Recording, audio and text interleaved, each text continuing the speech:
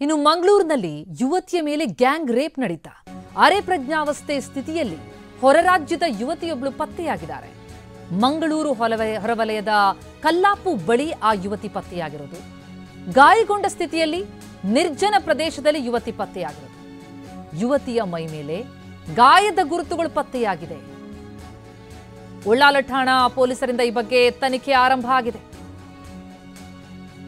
ಅರೆ ಪ್ರಜ್ಞಾವಸ್ಥೆಯ ಸ್ಥಿತಿಯಲ್ಲಿ ಹೊರ ರಾಜ್ಯದ ಯುವತಿ ಈಕೆ ಪತ್ತೆಯಾಗಿರುವ ಹಿನ್ನೆಲೆಯಲ್ಲಿ ಮಂಗಳೂರು ಹೊರವಲಯದ ಕಲ್ಲಾಪು ಬಳಿ ಯುವತಿ ಪತ್ತೆಯಾಗಿರೋದು.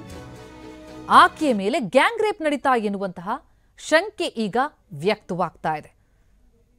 ಯಾಕಂದ್ರೆ ಯುವತಿಯ ಮೈ ಮೇಲೆ ಗಾಯದ ಗುರುತುಗಳು ಪತ್ತೆಯಾಗಿದೆ. ಅರೆ ಪ್ರಜ್ಞಾವಸ್ಥೆ ಸ್ಥಿತಿಯಲ್ಲಿದ್ರು ಆಕೆ. ತಡರಾತ್ರಿ ಸ್ಥಳೀಯ ಮನೆಯೊಂದರ ಬಾಗಿಲು ಬಡಿತಾರೆ ಆ ಯುವತಿ. ನೀರು ಕೇಳ್ತಾರೆ. ನೀರು ಕೇಳ್ತಾ ಇದ್ದಂತೆ ಪ್ರಜ್ಞೆ ತಪ್ಪಿ ಬಿದ್ದಿದ್ದಾರೆ. ಈ ಬಗ್ಗೆ ಏನಷ್ಟು ಡೀಟೇಲ್ಸ್ ಕೊಡ್ತಾರೆ ನಮ್ಮ ರಿಪೋರ್ಟರ್ ಅಶೋಕ್ ಈಗ ಸಂಪರ್ಕದಲ್ಲಿದ್ದಾರೆ. ಅಶೋಕ್, ಈ ಯುವತಿ ಯಾರು, ಆಕೆ ಹಿನ್ನೆಲೆ ಏನು, ನಿಜಕ್ಕೂ ಗ್ಯಾಂಗ್ ರೇಪ್ ನಡೆದಿದ್ಯಾ, ಏನ್ ಡೀಟೇಲ್ಸ್ ಲಭ್ಯ ಆಗ್ತಾ ಇದೆ ಆಕೆ ಪತ್ತೆಯಾದದ್ರ ಕುರಿತು? ಪ್ರತಿಮಾ, ಈಗಾಗಲೇ ಪ್ರಾಥಮಿಕ ಮಾಹಿತಿಯ ಪ್ರಕಾರ ಈ ಯುವತಿ ಉತ್ತರ ಭಾರತ ಮೂಲದ ಯುವತಿ ಅಂತ ಹೇಳಿ ಈಗ ಮೇಲ್ನೋಟಕ್ಕೆ ಗೊತ್ತಾಗಿರುವಂತಹ ಪ್ರಾಥಮಿಕ ಮಾಹಿತಿ ಪ್ರಕಾರ ಈ ಘಟನೆ ಆಗಿರುವಂತದ್ದು ಮಂಗಳೂರು ಹೊರವಲಯದ ಕಲ್ಲಾಪು ಬಳಿಯ ಒಂದು ನಿರ್ಜನ ಪ್ರದೇಶದಲ್ಲಿ. ಅಂದ್ರೆ ನಿನ್ನೆ ತಡರಾತ್ರಿ ಈ ಘಟನೆ ಆಗಿರುವಂತದ್ದು. ಉಳ್ಳಾಲ ಪೊಲೀಸ್ ಠಾಣಾ ವ್ಯಾಪ್ತಿಯಲ್ಲಿ ಈ ಘಟನೆ ಆಗಿರುವಂತದ್ದು.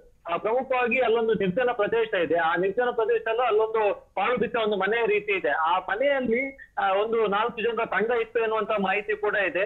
ಮತ್ತು ಅಲ್ಲಿನ ಸ್ಥಳೀಯರು ಹೇಳುವ ಪ್ರಕಾರ ಆ ಒಂದು ತಡರಾತ್ರಿ ವೇಳೆ ಆ ಒಂದು ಮನೆಗೆ ಏನು ಗಾಂಜಾ ವ್ಯಸನಿಗಳು ಮತ್ತು ಬರ್ತಿದ್ರು ಎನ್ನುವಂತ ಮಾಹಿತಿ ಕೂಡ ಇದೆ. ನಿನ್ನೆ ತಡರಾತ್ರಿ ಕೂಡ ಅಲ್ಲಿಂದಲೇ ಒಬ್ಳು ಯುವತಿ ನೀರು ಕೇಳ್ಕೊಂಡು ಅಲ್ಲೇ ಒಂದು ಪಕ್ಕದಲ್ಲಿದ್ದಂತ ಮನೆಗೆ ಬರ್ತಾಳೆ. ಆ ಮನೆಗೆ ಬಂದು ನೀರು ಕೇಳುವಂತ ಸಂದರ್ಭದಲ್ಲಿ ಆಕೆ ಪ್ರಜ್ಞೆ ತಪ್ಪಿ ಕುಸಿದು ಬೀಳ್ತಾಳೆ. ಈ ಟೈಮಲ್ಲಿ ಆ ಮನೆಯವರು 112ಗೆ ಕರೆ ಮಾಡಿ ಪೊಲೀಸರಿಗೆ ವಿಚಾರವನ್ನು ತಿಳಿಸ್ತಾರೆ. ತಕ್ಷಣ ಸ್ಥಳಕ್ಕಾಗಿದ್ದ ಪೊಲೀಸರು ಆ ಯುವತಿಯನ್ನು ಆಸ್ಪತ್ರೆಗೆ ದಾಖಲು ಮಾಡ್ತಾರೆ, ಚಿಕಿತ್ಸೆಯನ್ನು ನೀಡ್ತಾರೆ. ಸದ್ಯ ಆ ಯುವತಿಗೆ ಪ್ರಜ್ಞೆ ಬಂದಿದೆ. ಹೀಗಾಗಿ ಪೊಲೀಸರು ಆ ಯುವತಿಯ ಸ್ಟೇಟ್ಮೆಂಟ್ ಅನ್ನು ಪಡ್ಕೊಂಡು ಏನಾಗಿದೆ ಎನ್ನುವಂಥದ್ದನ್ನು ಸ್ವತಃ ಆ ಯುವತಿಯ ಬಾಯಿಂದನೇ ಕೇಳಿ ಆ ಬಳಿಕ ಹೇಳಿಕೆಯನ್ನು ದಾಖಲು ಮಾಡ್ಕೊಂಡು FIR ಕೂಡ ದಾಖಲು ಮಾಡ್ಲಿಕ್ಕಿದ್ದಾರೆ. ಸದ್ಯ ನಮಗೆ ಪೊಲೀಸ್ ಉನ್ನತ ಮೂಲಗಳ ಮಾಹಿತಿಯ ಪ್ರಕಾರ ಆ ಯುವತಿ ಮೇಲೆ ರೇಪ್ ಆಗಿದೆ ಅನ್ನುವಂಥದ್ದು ಕೂಡ ಗೊತ್ತಾಗಿದೆ. ಆದ್ರೆ ಯುವತಿಯ ಸ್ಟೇಟ್ಮೆಂಟ್ ಬಲಿಕವಷ್ಟೇ ಈ ಒಂದು ಪ್ರಕರಣಕ್ಕೆ ಸ್ಪಷ್ಟತೆ ಸಿಗ್ಲಿಕ್ಕಿದೆ. ಪ್ರತಿಭಾ, ಥ್ಯಾಂಕ್ ಯು ಅಶೋಕ್ ತಮ್ಮ ಮಾಹಿತಿಗೆ.